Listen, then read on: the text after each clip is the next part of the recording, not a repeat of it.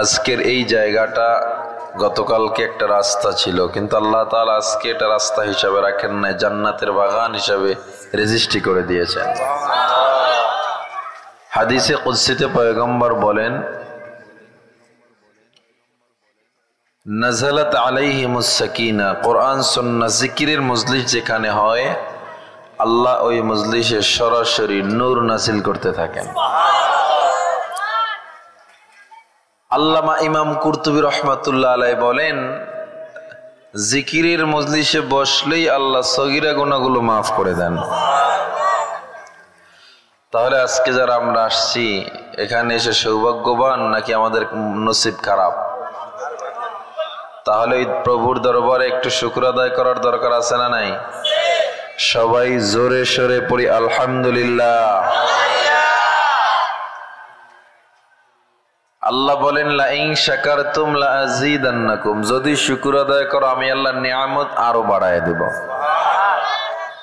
যারা যারা সুবহানাল্লাহ বলেন নাই বিশাল নিয়ামত থেকে বঞ্চিত হয়ে গেছেন। আর একবার সুযোগ দেই, নিয়ামতটা যদি পেতে চান সবাই পড়েন সুবহানাল্লাহ। এখন পুরস্কারটা বলি। আল্লাহর নবীজির প্রিয় সাহাবী আবু হুরায়রা রাদিয়াল্লাহু তাআলা আনহু থেকে হাদিস বর্ণনা করা হয়, পয়গম্বর বলেন, কোন বান্দা যখন জবান থেকে সুবহানাল্লাহ বলে দিবে, পয়গম্বর বলেন সুবহানাল্লাহ বলার সাথে সাথে আল্লাহ বান্দার আমল নামায় জান্নাতে একটা ফলের গাছ তৈরি করে দেয়। ফলের গাছটা কত বড়, ফলের গাছটা কত বড়, আরবের দ্রুতগামী ঘোড়া যদি ফলের গাছের ছায়ার এক মাথা থেকে দৌড় শুরু করে দেয়, অন্য মাথায় যেতে যেতে কমপক্ষে 500 বছর সময় লেগে যাবে।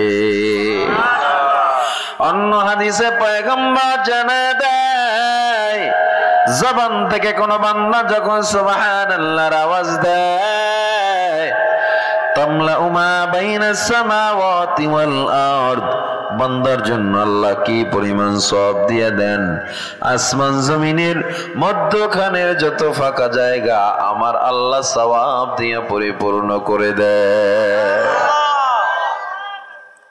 তাহলে সুবহানাল্লাহ দাম আছে না নাই? আছে। একটু জোরে পড়ি সুবহানাল্লাহ। হয় না? আরো জোরে কোন সুবহানাল্লাহ। আলহামদুলিল্লাহ, আল্লাহু আকবার, লা ইলাহা ইল্লাল্লাহ। অন্তরটা আল্লাহর দিকে ঝুঁকাইয়া চোখ দুইটা বন্ধ করে একবার একটু আল্লাহরে ডাক দেন আল্লাহ। আর মায়া করে ডাক দেন আল্লাহ। আর জোরে ডাক দেন আল্লাহ।